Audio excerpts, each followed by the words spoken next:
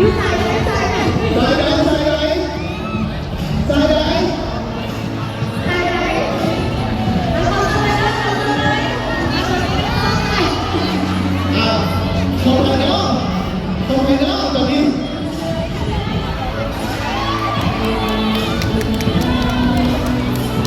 สาวสวยผู้สดดีอยู่ในงานต่อไปต้องควรการเจ้าบ่าวเจ้าสาวขอเชิญขึ้นเชิญเวทีเลย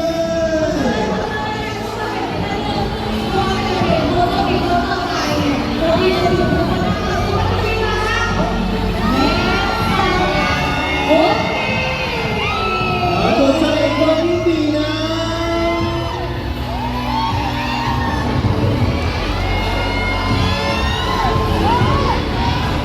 ถือว่าเป็น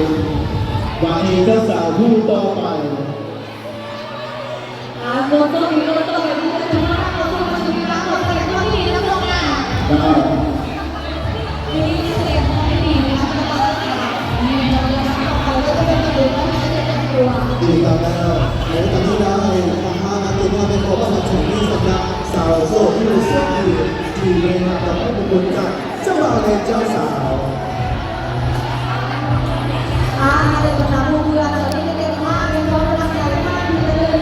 มากมีเสียงในงานทุกคนเห็นเราได้เดินทางไปทั่วไปนะทีนี้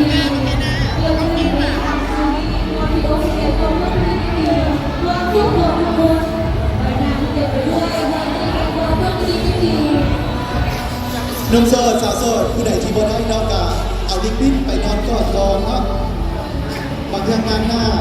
อาจจะเป็นเพลงซุปอีก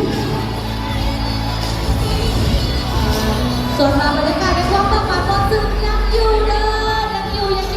ต่อ เจ้ายังต้องมองทางนี้ครับในการมีการแสดงเจ้าหน้าที่อีกหลากหลายรายการแต่ละทีจะมอบความสุขให้กับทุกๆทาง ความน่ารักของเจ้าสาวบ่มีผู้ใดว่าใจได้ที่อยากจะบอกว่ายินดีนำที่สุดที่ในมื้อนี้